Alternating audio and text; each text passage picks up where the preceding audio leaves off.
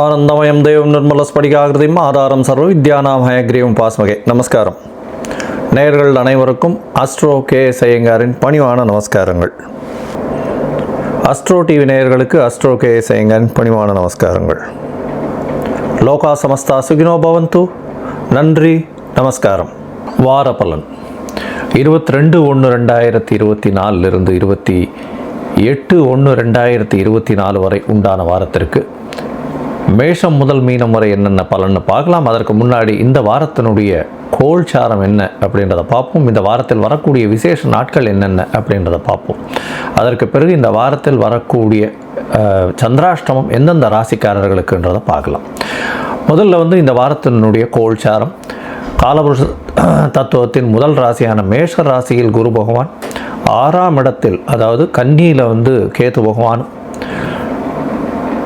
தனுசுல 3 கிரகங்கள் அதாவது செவ்வாய், புதன் மற்றும் சுக்கிரன் 3 கிரகங்கள் இருக்கு. பெரிய விசேஷம். சூரிய பகவான் மகர மாசம்ன்றதுனால மகரத்திலையும், சனி பகவான் கும்பத்திலையும், மீனத்தில் ராகு பகவானும் இருக்கா. இந்த வாரம் பார்த்தாலேனால் அதாவது 22ஆம் தேதியிலிருந்து 28ஆம் தேதி வரலும் சந்திர பகவான் அதிவேகமாக செல்லக்கூடிய கிரகம் அப்படின்னு சொல்றவர் ரிஷப ராசி அதாவது மிருகசீரிஷ நட்சத்திரத்திலிருந்து அவர் பூர நட்சத்திரம் வரலும் போகிறார், அதாவது சிம்ம ராசி வரலும் போகிறார். இது இந்த வாரத்தினுடைய கோல்சாரம். இந்த வாரத்தில் பார்த்தோம்னா கிரக மாளிகா யோகம்னு சொல்லக்கூடியது இருக்குது. என்ன அப்படின்னா 5 கட்டத்தில் கிரகங்கள் எல்லாமே இருக்குது பாருங்க. அதாவது கேத்துவை தவிர மிச்சம் எல்லாமே 4-5 கட்டத்தில் கண்டினியூஸாக இருக்குது. நடுவில் எந்த ஒரு பிரச்சனைகளும் இல்லாமல், அதாவது எந்த கேப்பும் இல்லாமல் தனுசுலேருந்து பார்த்தீங்கன்னா தனுசு, மகரம், கும்பம், மீனம், மேஷம் அந்த 5 கட்டங்களும் ஃபுல்லாக இருக்குது. இது கிரக மாளிகா யோகம்னு சொல்லக்கூடியது. இந்த மாதிரி யோகங்கள் இருக்கக்கூடி பிறந்தவர்களுக்கு இயற்கையிலேயே அதீதமான செல்வங்கள் இருக்கும், பெரும் வளமை இருக்கக்கூடும். அதை தவிர ஒரு பெரிய ஏற்றமான இடத்துல அவர்கள் தொழில் செய்வார்கள், தொழிலிலும் மிகப்பெரிய வெற்றி அடைவார்கள். ஒரு பெரிய ஏற்றத்தில் அரசாங்கத்தில் ஒரு பெரிய ஆளுமையில் இருக்கக்கூடிய அளவிற்கு ஒரு பெரிய ஏற்றம் இருக்கும். சரி, இந்த வாரத்தினுடைய விசேஷ தினங்கள் அப்படின்றத பார்ப்போம். இந்த வாரம் ஆரம்பிக்கிறதே துவாதசியில் ஆரம்பிக்கிறது. இந்த வாரத்தில் 22ஆம் தேதி அன்னைக்கு துவாதசி. இது வைணவர்களுக்கு ஒரு பெரிய விசேஷமான நாள். ஏன்னா ஏகாதசி விரதம் இருக்கிறவா, அதாவது துவாதசி பாராயணம் பண்ணணும். ஏகாதசிக்கு விரதம் இருக்கலைன்னாலும் துவாதசி அன்னைக்கு இந்த துவாதசி பாராயணம் பண்ணணும் அப்படின்னு சொல்லுவாள். சீக்கிரமாகவே சாப்பிடணும்னு சொல்லுவாள். அதை தவிர சுண்டக்காய், இந்த மாதிரி நெல்லிக்காய் இதெல்லாம் சேர்த்துக்கணும், அகத்திக்கீரை இதெல்லாம் சேர்த்துக்கணும். இன்றைக்கி அகத்திக்கீரை வாங்கி அருகில் இருக்கக்கூடிய கோசாலையில் கொடுக்கறது ரொம்பவும் விசேஷம். 23ஆம் தேதி பிரதோஷ காலம். பிரதோஷம் அப்படின்றது திரையோதசி அப்படின்னு சொல்லக்கூடிய 13ஆம் நாள். அதாவது தேய்பிரையும் சரி வளர்பிரையிலும் சரி 2 காலகட்டத்திலையும் பிரதோஷம் வர்றது உண்டு. இது வளர்பிறை பிரதோஷ காலம். ஏன்னா இதுக்கு அடுத்த 2 நாளில் பௌர்ணமியும் வருது. இந்த பிரதோஷத்தில் விசேஷம் என்னன்னு பார்த்தாலேனா 23ஆம் தேதி செவ்வாய்க்கிழமை வருது, பிரதோஷமாகவும் இருக்குது. இன்றைக்கி திருவாதிரை நட்சத்திரம் வேறு வருது. திருவாதிரை சிவபெருமானுக்கு உகந்த நட்சத்திரம். எல்லா சிவன் கோயில்லையும் பெரிய ஏற்றம் கிடைக்கக்கூடிய நாளாக இந்த நாள் இருக்கும். சாயந்தரம் 5:45 6:15 வரலும் பெரிய ஆரத்தி எடுப்பா. அந்த ஆரத்தி சேவிக்கிறது பெரிய விசேஷம். எல்லா விதமான துயரங்களும் போகக்கூடிய, எல்லா விதமான விஷயங்களும் அதாவது தோஷம் எல்லாமே அற்று போகக்கூடிய காலமாக இந்த காலம் அமையிறது. அதை தவிர என்ன நினைச்சுட்டு நம்ம பிரதோஷ கால விரதம் இருக்கோமோ, இந்த ஆரத்தி முடிஞ்சதுக்கப்புறம் பிரதோஷ பூஜையை முடிச்சுட்டு ஆரத்தி முடிஞ்சதுக்கப்புறம் அதுக்கப்புறம் சாப்பிட்றது தான் விசேஷம். பெருமாள் பிரசாதம் வாங்கி சாப்பிட்டு, அங்கே சிவன் கோவிலில் பிரசாதம் வாங்கி சாப்பிட்டுட்டு அதுக்கப்புறம் இந்த உங்களுடைய பிரதோஷ விரதத்தை முடிச்சுக்கிறது நல்லது. அதாவது திருமண பிராப்தி, குழந்தை பிராப்தி, அது தவிர உங்களுக்கு கடன், இந்த மாதிரியான பிரச்சனைகளுக்கு பிரதோஷ விரதம் இருக்கிறது எப்பொழுதும் உண்டானது. இந்த வாரத்தில் பார்த்தீங்கன்னா 25ஆம் தேதி தைப்பூசம். மிகவும் ஏற்றமான நாள். முருகப்பெருமானுக்கு பெரிய ஏற்றம். அசுரர்களை வென்று தேவர்களுக்காக வென்று வெற்றியை கொடுத்த நாளாக கருதப்படுகிறது. தேவயானை திருமணமும் நடந்ததாக தைப்பூசத்தன்னைக்கு சொல்லக்கூடியது. தைப்பூசத்தன்னைக்கு இன்னொரு பெரிய விசேஷம் என்னன்னா வடலூர், அதாவது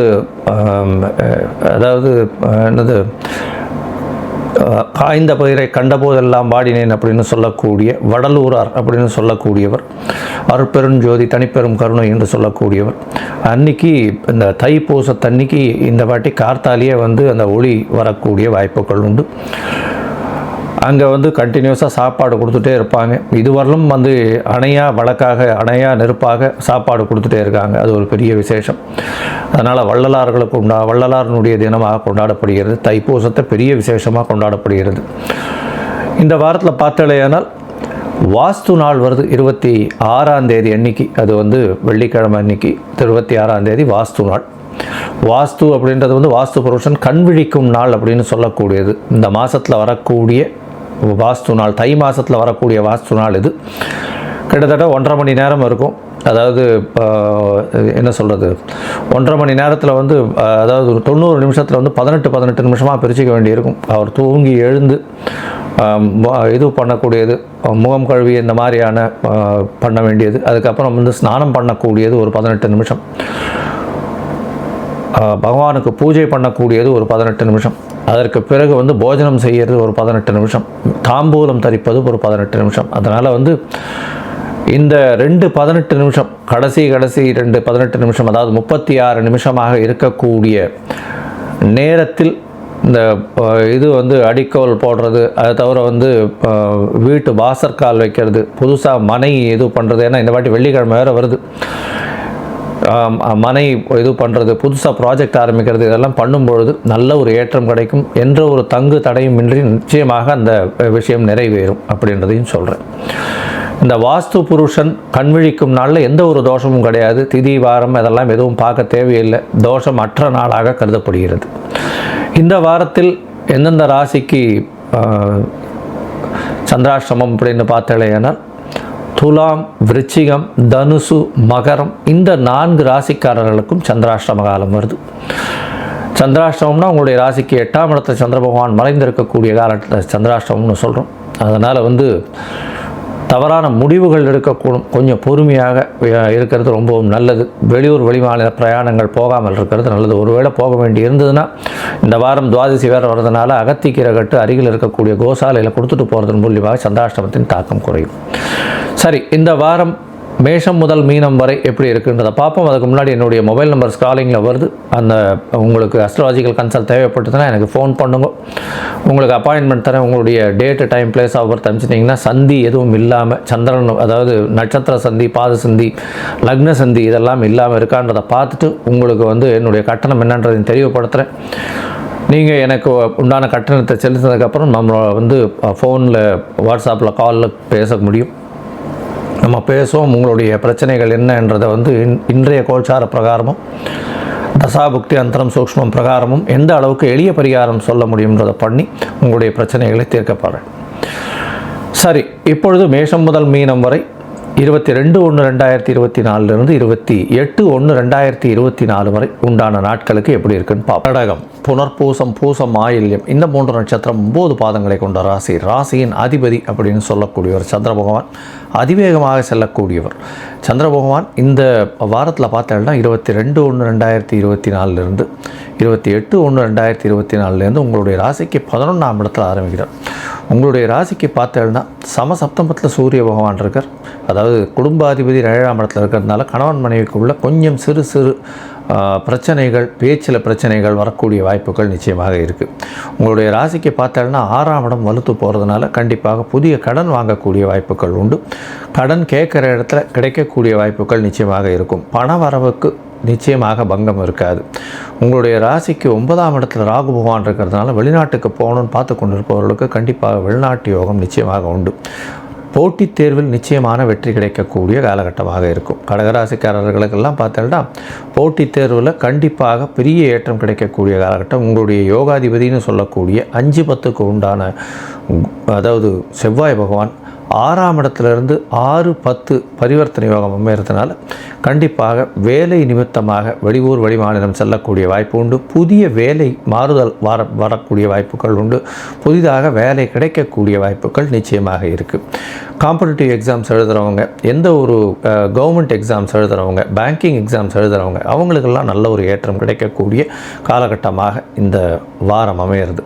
இந்த வாரத்தில் உங்களுடைய ராசிக்கு 11ஆம் இடத்துல இருக்கக்கூடிய சந்திர பகவான் 22ஆம் தேதி சாயந்தரம் ஒரு 6 மணி வரலும் இருக்கார். அதற்கு பிறகு உங்களுடைய ராசிக்கு 12ஆம் இடத்துக்கு வர்றார். 12ஆம் இடத்துல சயன அயன போகஸ்தானம் அப்படின்னு சொல்லக்கூடிய இடம் விரயஸ்தானம் அப்படின்றதுனால சிறு சிறு விரயங்கள், பொருள் விரயங்கள் வரக்கூடிய வாய்ப்புகள் நிச்சயமாக உண்டு.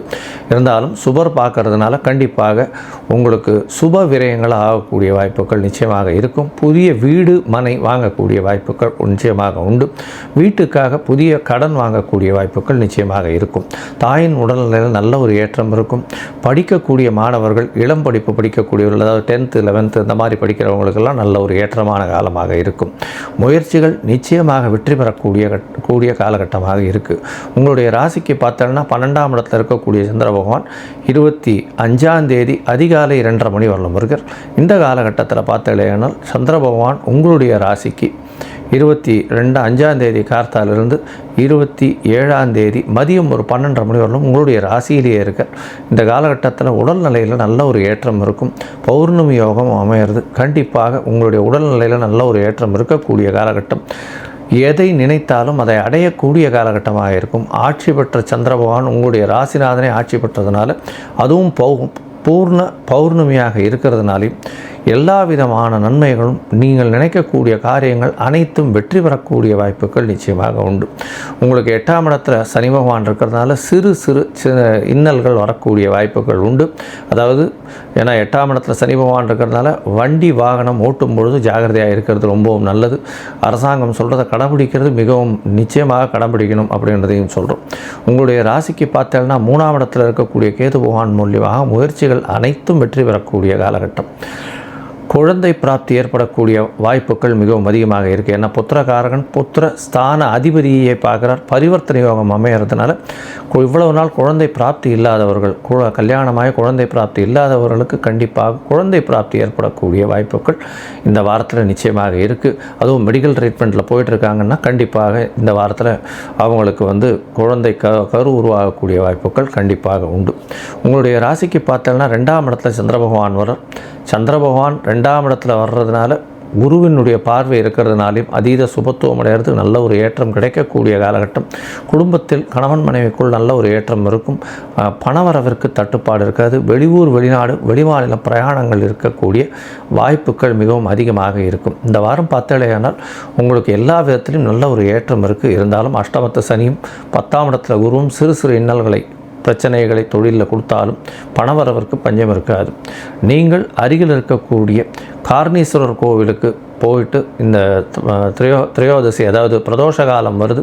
இந்த காலகட்டத்தில் போய் பிரதோஷத்தில் போய் சிவன் கோவிலில் சாயந்தரமாக பிரதோஷ காலத்தில் அந்த ஆரத்தியை சேவிச்சுட்டு வாங்க. உங்களுக்கு உண்டான எல்லா விதமான தோஷங்களும் நிச்சயமாக நீங்கக்கூடிய வாய்ப்புகள் இந்த வாரத்தில் இருக்குது.